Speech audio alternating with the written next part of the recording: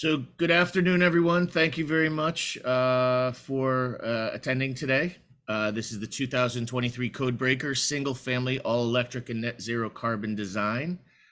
It is led by Brian Selby. Brian is the principal at Selby Energy, specializing in developing and delivering a comprehensive energy code training, increasing compliance with California's energy code, and promoting sustainable building practices. Brian has over 35 years of experience as an energy consultant and brings a wealth of knowledge and expertise to his role as an energy code subject matter expert.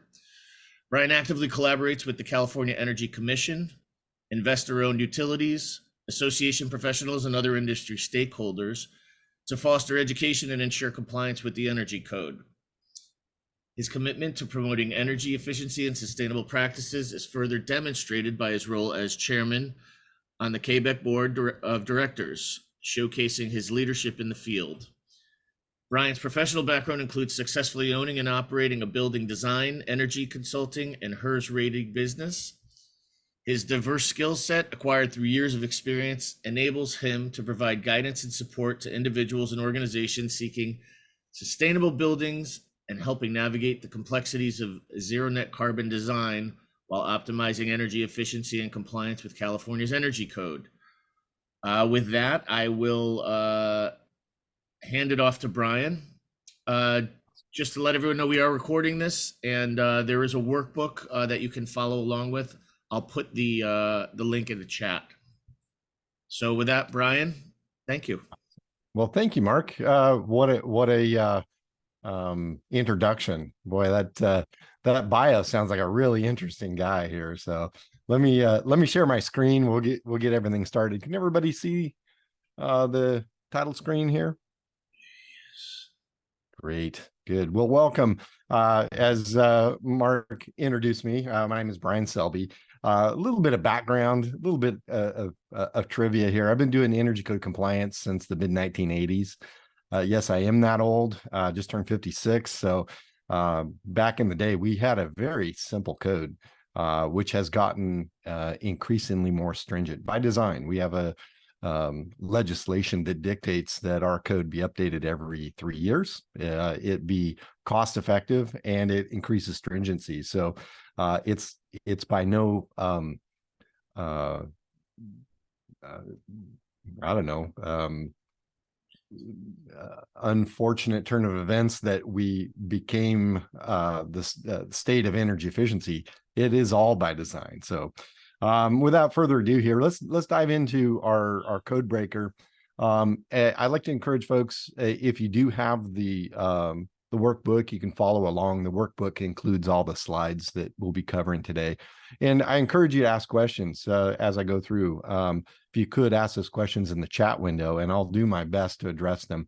Anything that I don't address during the course, I'll be sending my responses to Mark, and he'll post those available to everybody. So great. Well, a little bit about our course here.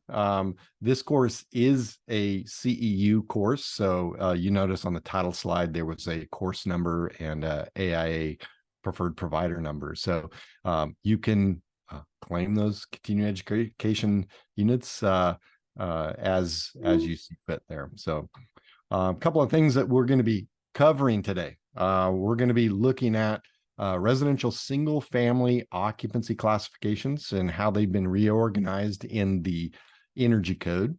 We'll cover that in a little bit of detail. We'll talk about the new, let's say, electrification or decarbonization efforts by our energy code, how those have been incorporated into the single family residential requirements. Some of those requirements are mandatory, so I'll do my best to point those out as we cover those. We'll be talking a little bit about solar PV and battery and how those requirements are paving the way for our zero net carbon design buildings, and how that has really been the focus of our energy code. So a couple of other things. We're going to be going through some examples to show you how various projects or features for various projects might apply to our energy code. And then obviously identify some resources for you folks to go to after this course to get more information. Great. Without a shameless plug from our sponsor, Energy Code Ace. If you haven't been to the Energy Code Ace website in a while, you'll notice that we're constantly updating our tools, resources, and training. Just a couple of highlights here. One of my favorite tools is the Reference Ace. It's an online version of the Energy Code, the associated compliance manuals, the ACM reference manuals, the appendices, all that information that we depend on to understand and apply the energy code. In addition to that, there are some other tools. The Q&Ace is a really good way to ask questions about the energy code and get some common responses in addition to being able to ask an expert like myself or some of our other subject matter experts on the team. So this is part of our training delivery. We call these code breakers, short, specific trainings to cover a specific topic. We have some very robust and comprehensive trainings as well, both live and on demand. So, and then our resources. We'll be sharing a little bit more about that later. Checklists and trigger sheets, things that would clue you in on some of these requirements as they apply to various occupancies or feature types. So great. Well, let's dive into some basics of the energy code. So right now we have the 2022 energy code. It went into effect January 1 of this year. So projects that were submitted on or after the 1st of this year would be subject to meeting the 2022 energy code rather than the previous code cycle, the 2019 energy code. So projects were submitted prior to that date. They're going to be subject to a little less restrictive code. But if you need to download the code just for reference, you can do that from the Energy Commission's website. Those are all available for you to download in a PDF format. I prefer the Reference Ace, an online version, but however you prefer to interact with the energy code. One of the major shifts from our energy code from the previous code cycle was how the code handles residential occupancy types. Under the 2019 energy code, it recognizes low-rise residential projects. So anything that was 3 stories or less, anything from single family detached all the way up to multifamily attached units were all found in the same subchapters of the code, whereas the high-rise residential code was handled in a separate area of the code.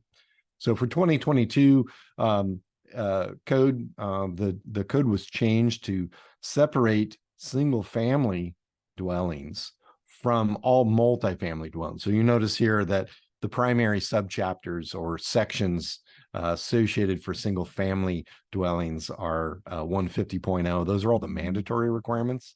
150.1, those are all the prescriptive and performance requirements. And 150.2, those are all the addition and alteration requirements. So very easy structure to follow along. All of the multifamily chapters have been removed from the single family chapters, and they've created their own home to live in. So you'll notice those off to the right there, the 160s, again, mandatory requirements for multifamily buildings, regardless of the number of floors. So it could be 3 stories or less or 4 stories or more. All have been lumped into a very convenient place to access that information. So good. Hopefully that clarifies a few things about compliance. Now, I want to cover our course conventions before we get too far in. You'll notice that we had some of these little icons up on the previous screen. When you see that gavel symbol, it means we're talking about a mandatory requirement. These are always required if they apply to a project. There's no trade-offs. There may be exceptions to mandatory requirements, but you can't trade those away using the performance approach. Those must be met regardless of the situation. Then we have 2 ways of complying with our energy code. The prescriptive pathway is that simple but fairly inflexible approach. Essentially means that you must comply with all of the requirements, prescriptive requirements based on the climate zone that the project is located in. Then the other option would be going the performance route. That allows you to trade off as long as your proposed energy use is equal to or less than your baseline energy use. We call that the standard design.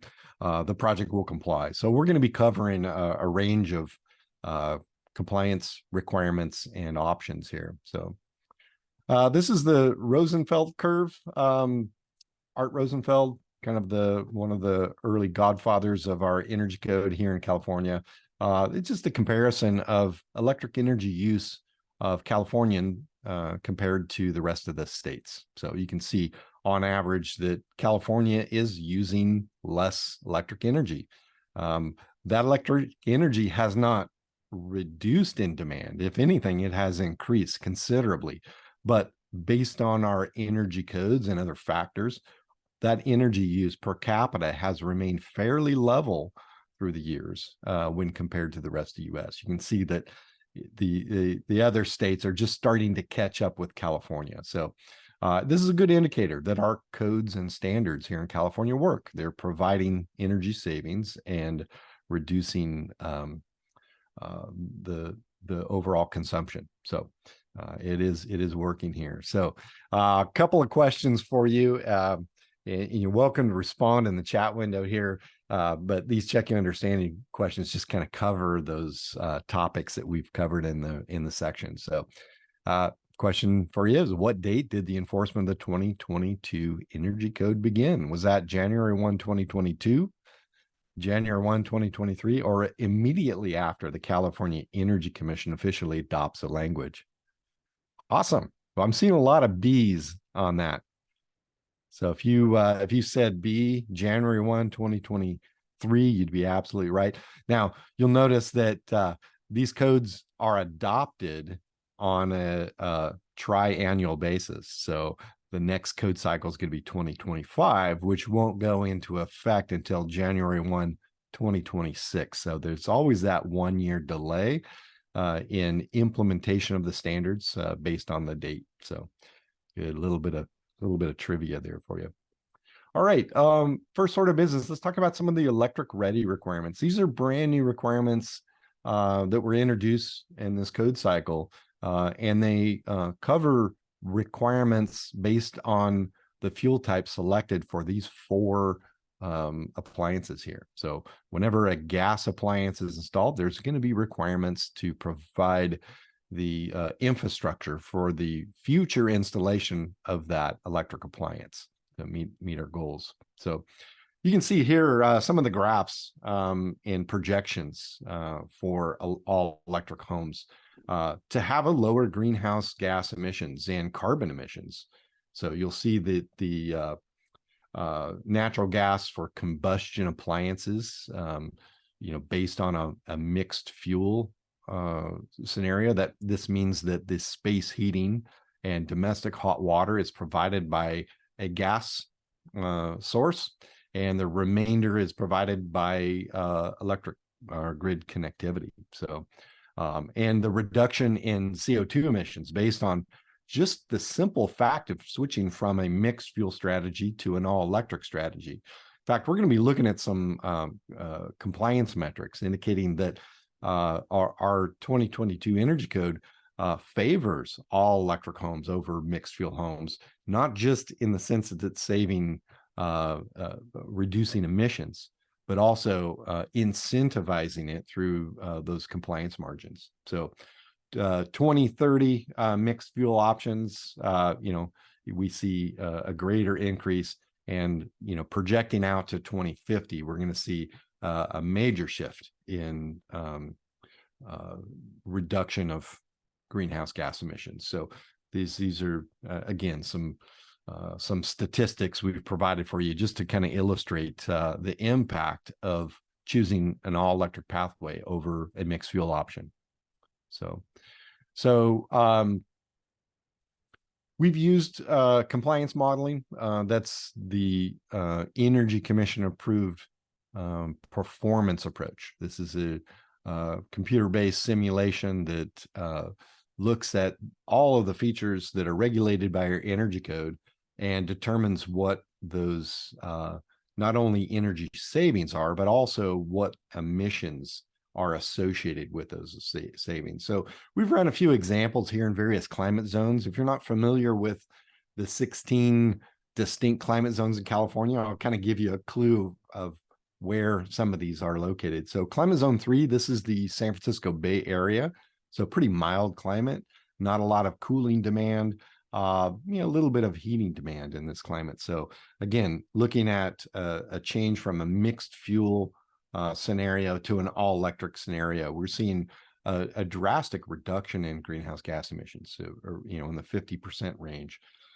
Climate zone 6, this is going to be your Southern California kind of inland area, north end of the LA basin. So again, seeing substantial greenhouse gas emissions reductions from just the fact of choosing an all-electric strategy versus a mixed fuel strategy. So climate zone 10, that's inland San Diego. So you move inland off the coast a ways. So fairly warm climate, considerable amount of cooling load in that area, as well as some heating load. And then move to climate zone 12. That's the Central Valley, Modesto, Stockton, Sacramento, pretty much wrap up that climate zone 12. Fairly extensive cooling load and a pretty substantial heating load in these areas. So when we're moving to an all electric strategy, we're seeing a shift in some of the demand requirements. So where we used to have a primary focus on cooling energy, with a shift to all electric in those cooler climate zones where heating is predominant or has a substantial heating load, we're seeing a peak or demand for wintertime energy usage. So we're going to start seeing some shifting or some new metrics to ensure that not only are the cooling measures enforced, as well as ensuring that we have enough demand to meet our heating requirements. All right. Let me know if you have any questions. Happy to address these questions on the fly if anything comes up. As I mentioned earlier, those electric ready requirements that are new to the 2022 code, and we're going to be going into a little bit more detail here, have a requirement that says if you install one of these appliances as a gas appliance, the clothes dryer, the furnace, the water heater, and a cooktop, that our code has a mandatory requirement to install the provisions for the future installation of that electric appliance. So we'll go over those in a little bit more detail. This is to ensure that when it comes time to replace that appliance, that the initial costs or the incremental costs of installing that appliance are not based on also wiring for that appliance. So if the wiring is there, then it would also reduce that incremental cost to just the cost of that appliance and the installation of it. So these are very common sense requirements. We'll go over a little bit more detail, but you can see that this is paving the way for all electric retrofit homes in the future. Now, these requirements only apply to newly constructed dwellings. They do not apply to additions or alterations, except for the water heater. And I'll get to that when we cover that section here. So now some jurisdictions have what we call reach codes. These are above code requirements that have been approved by this jurisdiction that go beyond what our energy code requires. So if you're working on a project in a jurisdiction that has a reach code that prohibits the installation of a gas appliance, then none of these requirements would affect you. Or if you choose to go to an all-electric home, then these requirements would not affect your project. It's only when the gas appliance is installed, when the future the retrofit option needs to be in play. All right, give you a little bit more detail here. Our energy code requires prescriptively heat pump water heaters, and technically it's all 16 climate zones. There's some exceptions that we'll talk about here, but in the event that you can demonstrate compliance for a project that has a gas water heater, similar to what we're seeing in this picture here, they'll need to make provisions for the future installation of a heat pump water heater. Now, when we talk about electrification, we're not talking about electric resistance water heating. That's not going to be cost effective. It's actually going to put more of a demand on our grid than going to a heat pump water heater. So heat pump water heaters, there's some design criteria that must be met in order to qualify. But once those are qualified, they're prescriptively required in our area. So, but if a gas water heater is installed, the requirements would be to first designate a location for the future heat pump water heater. Now, if it's within 3 feet of the installed water heater or in the exact same location of the water heater, all it means is that they'll have to provide the additional wiring diagrams for that. In addition to that, a condensate drain line for that condensation that comes from that heat pump in its process of heating the water. So in addition to that, the dedicated 120 volt, 20 amp electrical receptacle within 3 feet of the water heater. What this means is there's already a mandatory requirement for that 120 volt receptacle. They want is the third conductor in that in the wires to support the future installation of a 240 volt. So adding that third conductor when it's within 3 feet of the water heater, and there's some specifics there, a 10 AWG copper branch circuit with no obstructions. Both ends of that third conductor need to be labeled as spare. There also needs to be a reserved space in the main breaker panel for the future 240 volt use. These could add up to be considerable amount of breaker space if you have installed all 4 of those appliances as gas appliances. So now, when that designated space for the future heat pump water heater is more than 3 feet away from the water heater, then the full 240 volt branch circuit needs to be installed within 3 feet of that proposed location. In addition to that, breaker space be reserved for a double pole breaker, future use of 240 volt draw on that. In addition to that, there are some plumbing requirements that the supply plumbing, the cold water and the hot water lines run through the designated area for the heat pump water heater, or provide a dedicated supply and hot water line for that future location. Again, talking about the incremental costs for installing that future heat pump water heater to remove the plumbing and the wiring requirements there. So you can see here some of those plumbing configuration requirements. As architects developing construction drawings for these are really good notes to include in the plan sets. Oftentimes, mandatory requirements don't get detailed or noted on the plans, and it makes it difficult for the installers to understand the why or what is required, and why the inspector is saying that they have to put breaker space or add new conductors for water heaters to support this. So if you're proposing a gas water heater, developing some notes along this line would be very beneficial for not only for plan check, but also for the installers to meet some of these requirements. All right. I don't see any questions yet, but please let me know if you have any as we're proceeding through these. So again, moving on to space heating.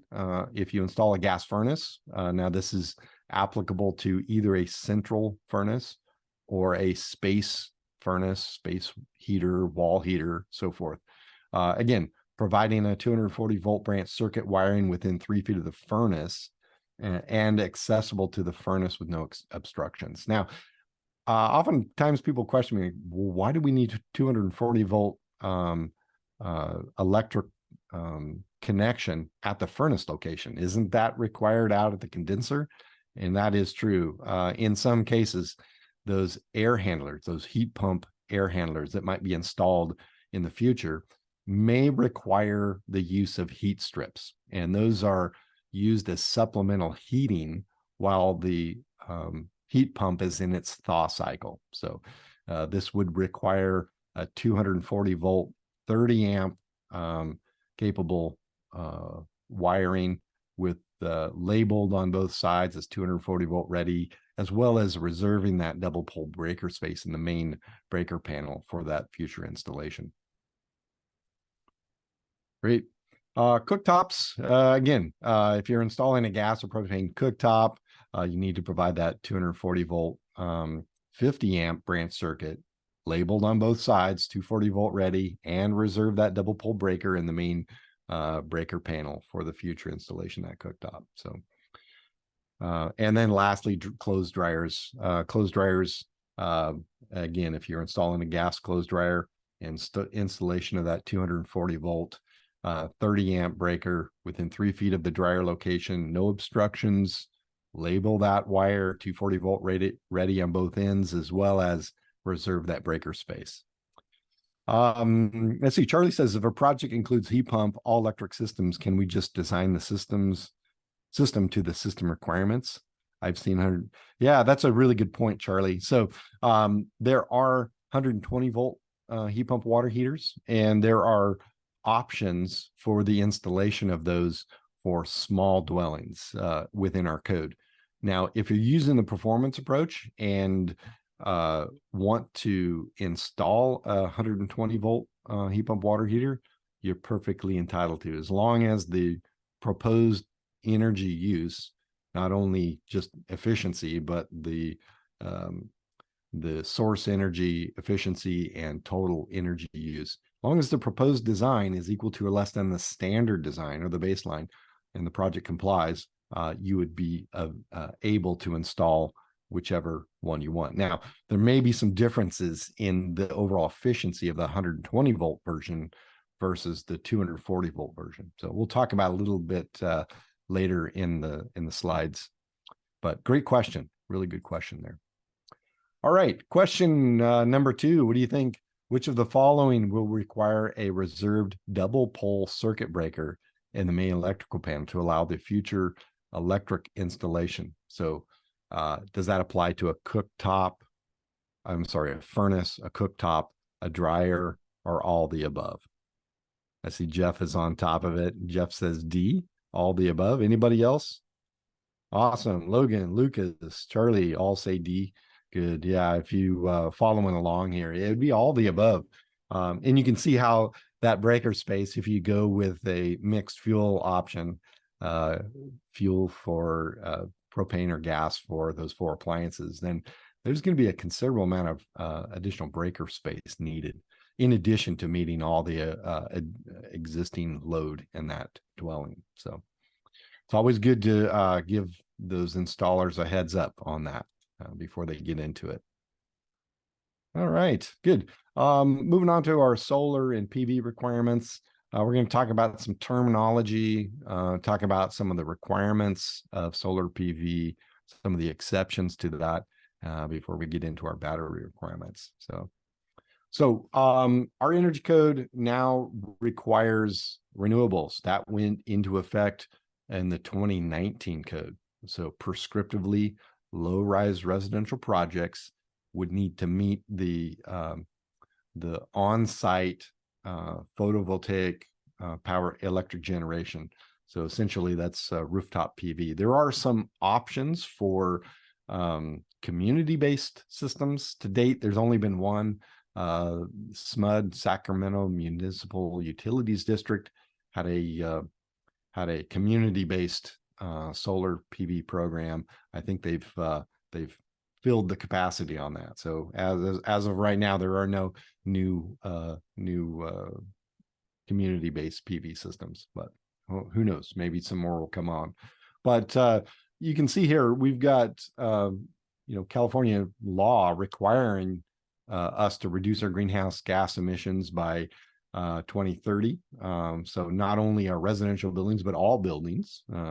2022 code now requires PV for not only the low-rise residential buildings, but also high-rise residential and non-residential buildings. So we're kind of breaking new ground here in the renewable energy department with our code. So we'll talk a little bit more about some of those benefits, but our 2022 energy code introduced some new terms or terminology for solar access. The acronym is SARA, Solar Access Roof Area.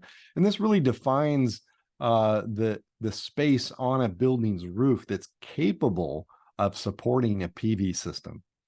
So in addition to supporting that PV system and providing enough access,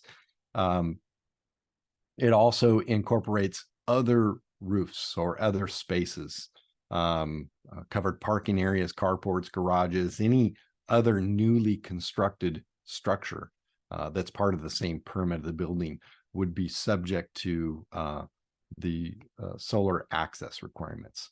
Now, this does set a threshold for minimum solar access of 70% on an annual basis. So that means that after considering any shading obstructions, that at least 70% of that solar access, basically access to the sun, is hitting that roof.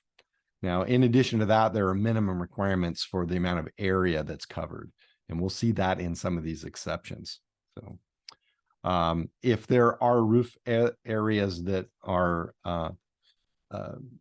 not available due to other code requirements, those would need to be addressed by the executive director of the Energy Commission before removing that area from the SARA, which would limit the amount of roof area that PV system or array could be installed on. So now it's a very simple calculation to determine what the prescriptive minimum PV system size is. It's based on the square footage of the home and the climate zone where the project is located in. You can see here, table 150.1C has adjustment factors for the conditioned floor area. That's adjustment factor A, based on the climate zone, and an adjustment factor based on the number of dwelling units. If we're talking about a single family dwelling, whatever the adjustment factor times 1 is for a single family dwelling would just be that number. So we add that to it. So conditioned floor area times adjustment factor A, depending on the climate zone. So if you're in climate zone 8 or 9, somewhere in the Southern California area, you'd be multiplying the floor area of the building times one of these adjustment factors and dividing that by 1,000, and then adding adjustment factor B to that.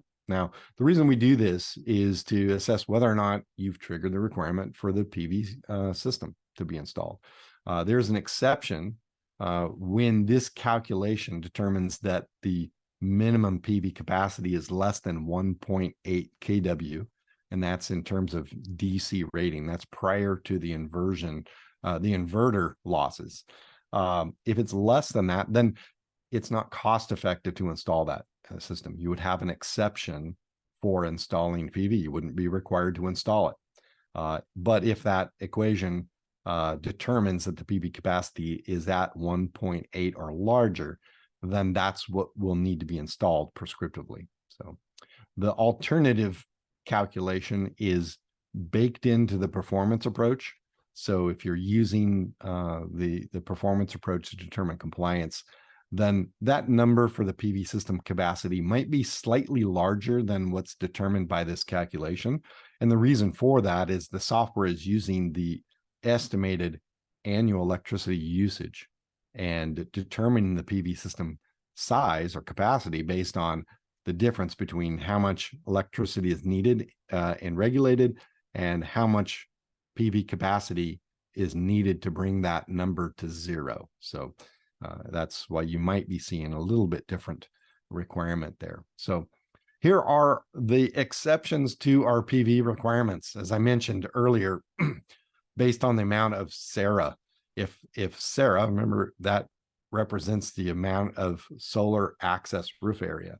If that area is less than 80 contiguous square feet, meaning that it's all in one space, then there's not enough space to support a cost-effective PV installation. This would mean that the site was heavily shaded. It could be shaded by trees or surrounding buildings. Does not consider any integral shading. So if you have a steep slope roof and you fill it with dormers because you don't want to put PV on that, that's not an exception. So you may still be required to install solar. It's only those external obstructions and shading that would be subject to the less than 80 contiguous square feet. Option or exception number 2, that's the minimum PV size specified by section 150.0 C14. That's that equation that we looked at on the previous screen. Is if that equation determines that the PV capacity is less than 1.8 kW DC, no PV is required to install. Now, you can still install PV. There's nothing preventing you from doing that. It just means that it's not cost effective and it's not a energy code requirement. So you can, if you like, you can take that exception. So there are other exceptions based on snow load and other requirements that may prevent you from installing a PV system, but we'll cover that later. Now, there is an option to reduce the PV requirement by 25% if you install a 7.5 kWh battery. So it's basically saying that I'm providing some grid flexibility by storing some of the energy that was generated on site. And for doing that, I can reduce that PV requirement. This is not often taken, but in fact, the software is currently incapable of applying this exception. So this really only applies to the prescriptive requirement at this point. So. Good. All right. So what do you think? Check your understanding question. Below what threshold does the 2022 Energy Code not require a PV system? Is that 500 square feet, 2 kW, or 1.8 kW? Good. Awesome. Hopefully these questions are helpful to kind of cement in what we've just been talking about. But I'm seeing a lot of folks saying option C. So if you said C, you'd be absolutely right. PV would not be required if the prescriptive equation, not the performance approach results. If the prescriptive equation 150.1C indicates that the PV capacity is less than 1.8 kW, it's not required to install. Good. All right, let's take a look at some of these other options here. Let me know what you think about this. This is the scenario. The compliance modeling software can be used to design for lower carbon emissions and zero net carbon. If you were building a new home in climate zone 12 and had modeled carbon emissions of 2.29 metric tons per year for typical mixed fuel design, what upgrades would you choose from this list as a part of a zero net carbon package? Take a look at those options and the associated carbon emissions. So our proposed design, you can see up here, is 2.29 metric tons per year based on a mixed fuel option. So what kind of recommendations would you make? Options are battery only. We add a battery to that. You can see down here, a battery will benefit the reduction in carbon emissions by 0.34 metric tons on an annual basis. All of these features, you can sum all of these carbon emissions together, meaning that you'll move to a more high performance strategy for attics and walls,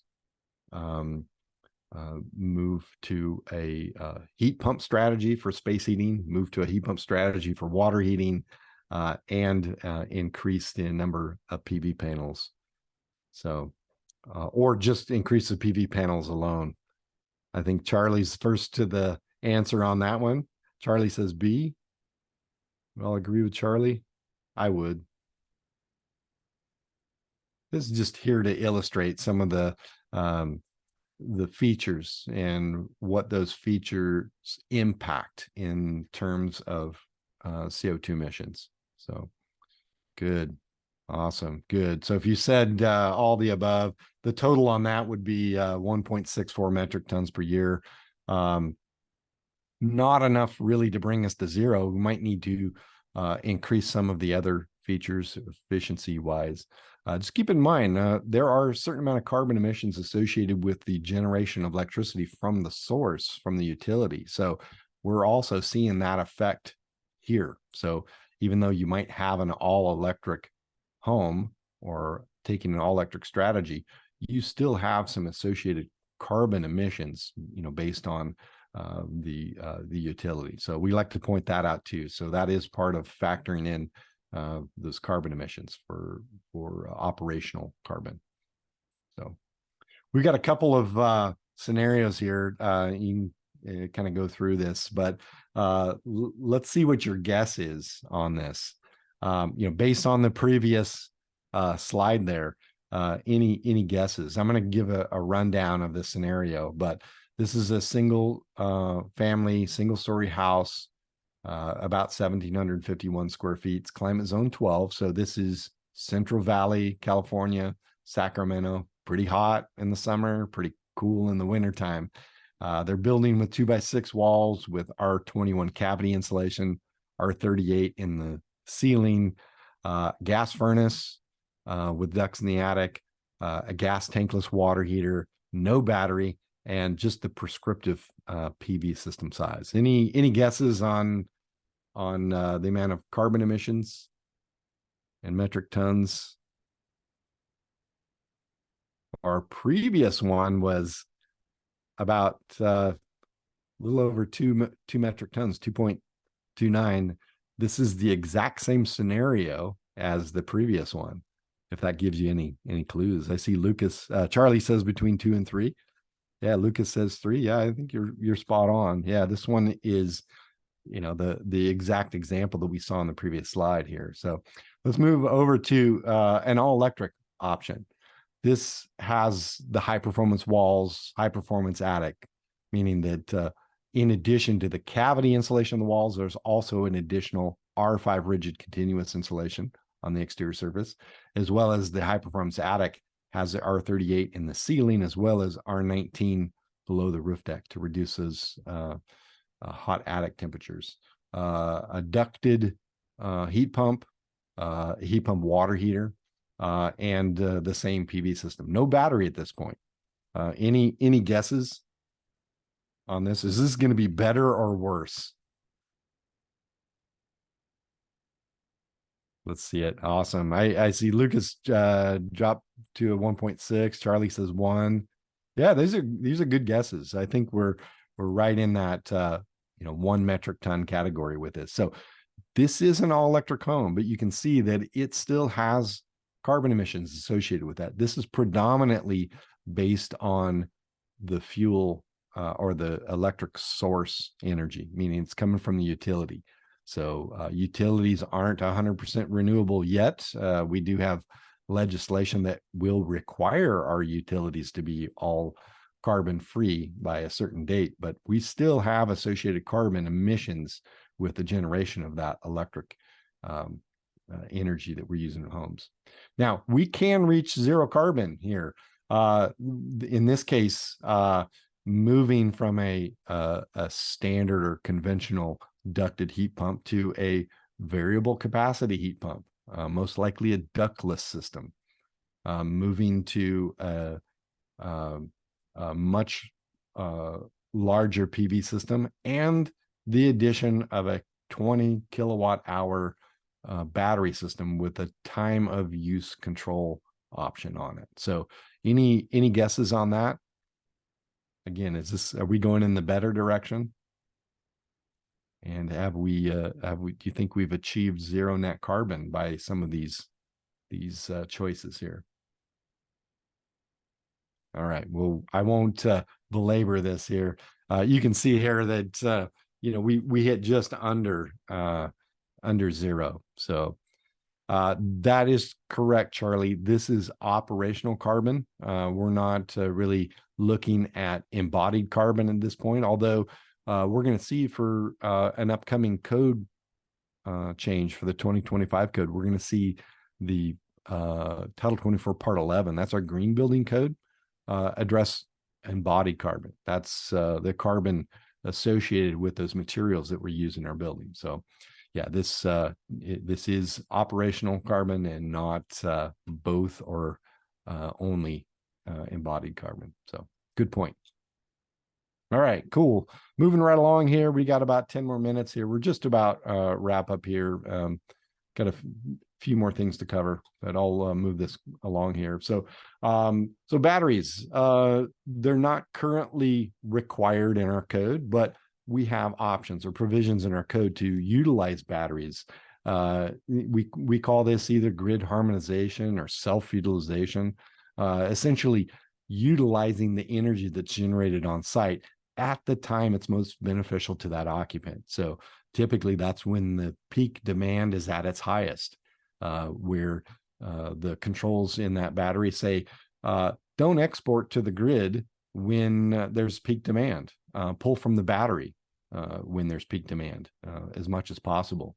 Also, other strategies to load shift from peak demand to off-peak demand. So that's really the strategy here with our PV systems. And by doing that, we can reduce the amount of operational carbon emissions by not pulling from the grid during those peak demand events. So again, utilizing that strategy within our energy code to increase not only our compliance margins, but also decrease our carbon emissions. So a couple of things that are required. Again, these are mandatory requirements.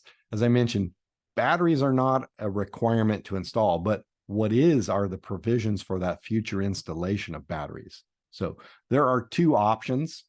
Now this, you can either install the interconnection equipment with a battery with a backed up capacity of 60 amps, and you still need to supply at least 4 branch circuits. And we'll talk about those branch circuits in the next slide. Or in lieu of installing the battery and the interconnection equipment, install the provisions for the future installation of a battery. That means a dedicated conduit, at least 1 inch, from the main service panel to a sub panel, supplying at least 4 branch circuits. And those include a branch circuit to the refrigerator, lighting circuit near the front door, a receptacle in the sleeping room, and one other of your choice. So you get to determine that, or the occupant gets to determine that. In addition to that, the main panel must have a minimum 225 amp bus bar rating. That's to accommodate the additional load for the battery. Sufficient space within 3 feet of that existing main panel board for the future installation of this battery, and all the conduits and raceways that are needed between the main panel board, the isolation equipment, the transfer switch, any of those backup sources that need to be addressed, based on those 4 branch circuit locations. So here's kind of a schematic, an idea showing how the connectivity or the interconnection of that battery needs to be incorporated into our buildings. Good. All right. How about this? When does the 2022 Energy Code mandate the installation of battery systems? Is that never? January 1, 2023, or only if the main panel is 225 amps or greater? This is kind of a trick question.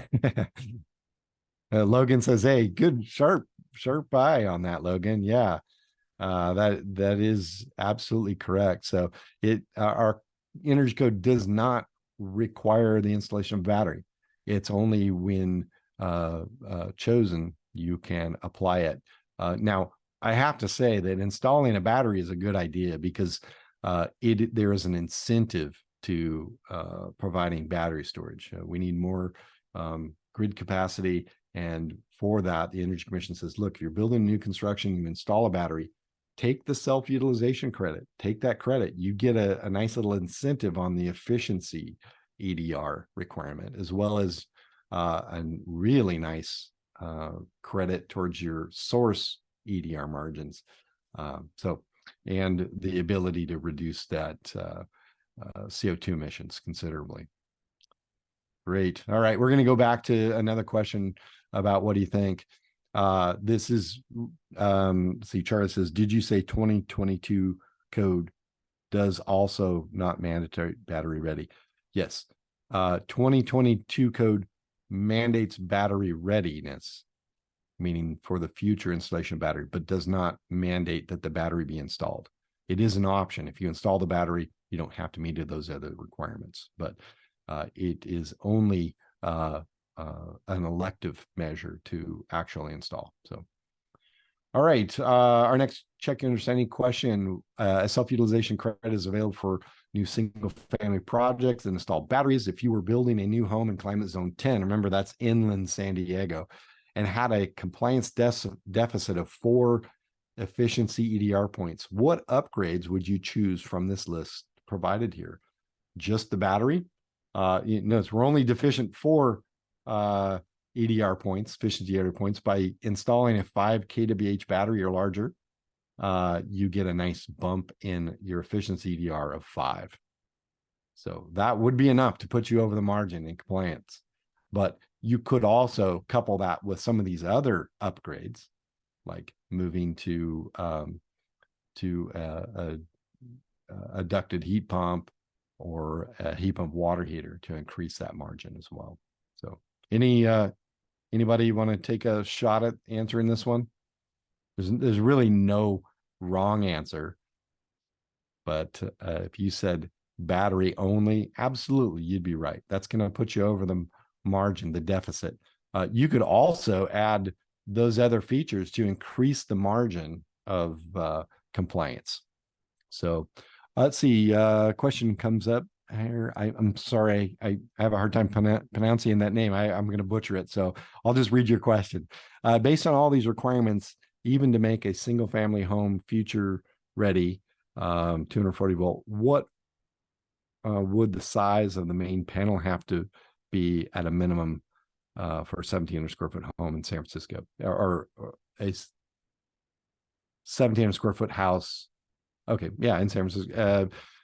We're mostly looking at a 200 amp panel. Now, the bus bar rating would have to also be 225 amps. So we're not saying that the main panel has to be 225 amps, just capability of meeting that bus bar rating. So I would say most common would be a 200 amp panel. Now, if you went with a mixed fuel option, you may run out of breaker space, because you would have to reserve, upwards to 7 or 8 single pole breaker locations to satisfy that. So just want to make that clear. The energy code doesn't regulate the size of the panel, but there could be some considerations that you'll need to make in order to accommodate a mixed fuel strategy and all the future electrification requirements. So did that answer your question? Hopefully it did. Great. All right. Let's talk about some of the prescriptive requirements here. Now, space heating. We're seeing only a few locations in California have a heat pump space heating requirement. Those are limited to climate zones 3, 4, 13, and 14. So these areas were proven to be cost effective to require prescriptively heat pumps for space conditioning, whereas some locations were cost effective. In fact, all 16 climate zones technically require heat pump water heating. It's only in those 4 climate zones 3, 4, 13, and 14, it's an option. If you have a heat pump space conditioning system installed, then you would be allowed to use a gas tankless water heater, meeting all the state and federal requirements. But again, if you choose to go all electric, there's some built-in incentives there in the compliance trade-offs that would warrant, going to an all electric approach in those 4 climate zones. Great.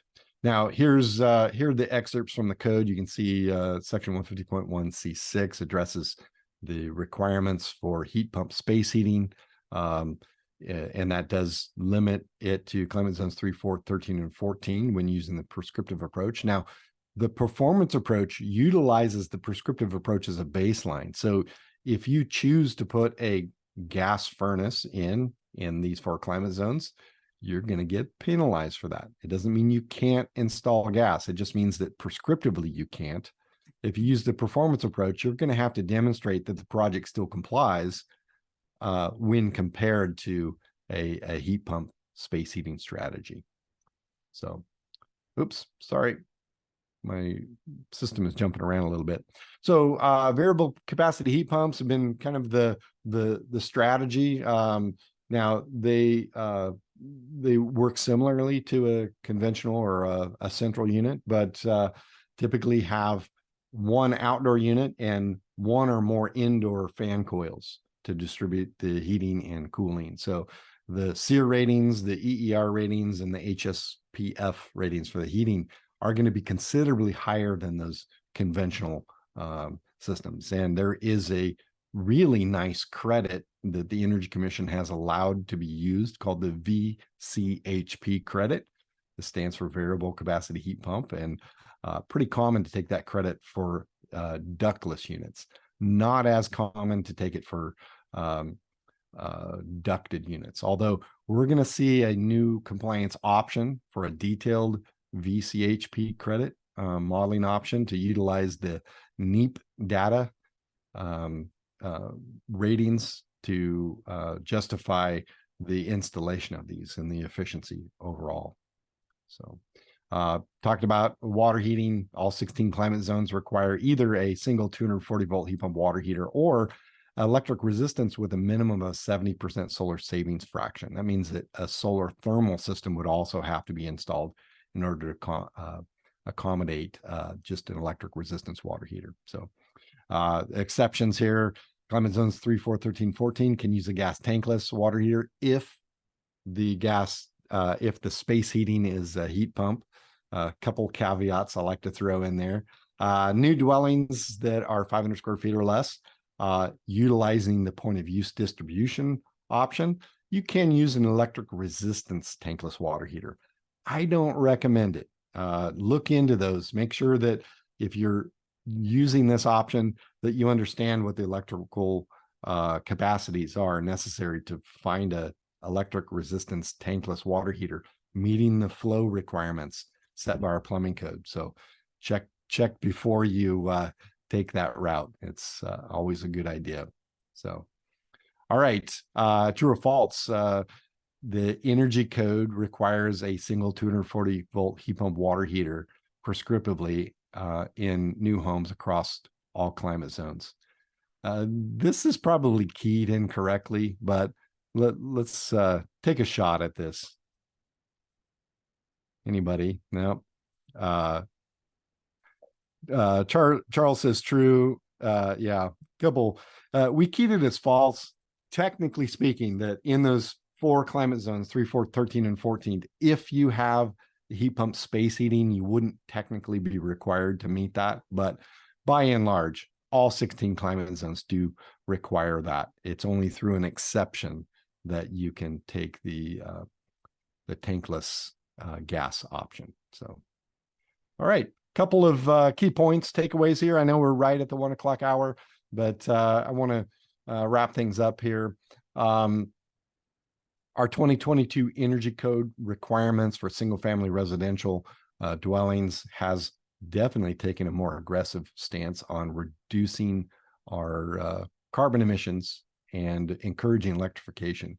So moving from that mixed fuel option to an all electric option. So there are some mandatory requirements that apply if you go mixed fuel. You know, we need to make sure those 4 appliances, if any one of those appliances are gas, you would need to install the infrastructure or provisions for the future installation of that appliance as an electric. Also, the energy storage system mandatory ESS ready or battery ready requirements. So some of the prescriptive requirements, sorry for that screen jumping around. Lucas says, could you describe the process of updating to a VCHP and the difference between duct and ductless? Absolutely, Lucas. So the VCHP option can be utilized through a ductless variable capacity heat pump. That's really a ductless mini split or multi-split system, and a ducted mini split or multi-split system. So the differences between these, the Energy Commission says, hey, we want to make sure that the ducted versions, those ones with a central fan coil ducted, very short duct runs, meets a low static pressure requirement. Some manufacturers have chosen not to go that route because they feel it might compromise the efficiency of their equipment. Therefore, before you can apply this VCHP credit to a ducted system, you got to make sure that that system has been approved by the Energy Commission for that. So there is a list at the Energy Commission's website. So there is a big difference in the compliance credit associated. So if you didn't take the VCHP option for any of these, you would be compared to a standard central AC system with ducts located in the attic. And that's kind of the penalty for not going through the VCHP option.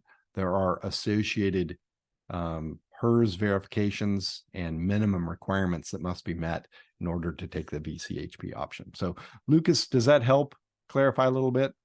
I know if we had another hour, I could go into a lot more detail. So good. Now, that all-electric home strategy may not be zero net carbon design when you demonstrate compliance. So just keep that in mind. You may have to increase the efficiency of some of those appliances or increase the efficiency of the envelope of that building, and or possibly add a battery or increase the PV system size to bring the net carbon to zero. And that's due to the carbon associated with generating electricity from the utility. So, and again, operational carbon, not embodied carbon at that point. So good. Couple of classes I highly recommend. You can see here what's new in the 2022 Energy Code covers a lot more in detail. Some of these new requirements or requirements that have changed from the 2019 code. We have a specific online class regarding solar PV and battery storage for single family residential. We have a dedicated course for single family standards for architects and designers. So if you haven't taken that class, I highly recommend it. A really good class. And we also have the equivalent for the non-residential occupancy. So our commercial areas, as well as our multifamily, both low rise and high rise multifamily projects. So we have other code breakers. So maybe we'll get the opportunity to share some of these other code breaker presentations with you at some point in the future. So good. As far as resources go, we do have a residential electric readiness fact sheet. Might be a good location to garner or glean some information about developing notes that you can include into your plan sets, and some information for your clients to help them understand the benefits of going to all electric, and maybe some of the costs they can avoid, and strategies they can take to reduce those carbon emissions as well. So if you need to reach us at Energy Code ACE, we have a new feature called the Q and ACE. It's a way for you to input a keyword search and come up with some options for your questions. And if that search still doesn't satisfy that, you can ask a question. And all those residential questions submitted through Energy Code ACE, they go to me. We have other subject matter experts that address multifamily as well as non-residential or other questions. So you're always welcome to do that as well. So good. We've got some slides on some local assistance through other parties, as well as some options to sign up for a free account through Energy Code ACE that gives you options to see when new resources, training, and tools are available at Energy Code ACE. So sorry for taking us over by 6 minutes, but that's a wrap. Mark, I'm gonna turn it back to you. All right, fantastic. Thank you, Brian. Thank you again for a fantastic webinar, and thank you all for attending and some of the great questions you asked. I love when we have great turnouts and some lively discussions or questions. I'd also like to thank Dave Intner and SoCal Edison for making the webinar possible. And lastly, would like to thank Will Wright for all his help in putting the webinars together. There's just a couple things I'll let you go because I know we're running a little late. But if you enjoyed this webinar, we have our last SoCal Edison webinar, 2023 Codebreaker Accessory Dwelling Units. It's on November 24th at 12 noon. It's moderated by Nick Brown, the president of Build Smart. It will focus, the hour-long virtual course focuses requirements in the 2022 Energy Code, Title 24, Part 6 for ADUs. I put a link in the register to register in the chat if you want to, just for an easy way to get there, but you can always check our calendar.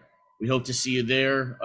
Remember, you'll receive your Zero Net Carbon certificate in a few days, along with one CES learning unit. And again, if you want to revisit the webinar, please go to today's event page where the workbook and recording will be available either here or on our YouTube account. You can always check our YouTube account. Give me about, it'll be up by tonight. So I need a few hours to put it up. Thank you again. We'll see you all soon. We appreciate everyone attending. Thanks again, Brian. Bye-bye. You're welcome. Thank you all. Have a great day.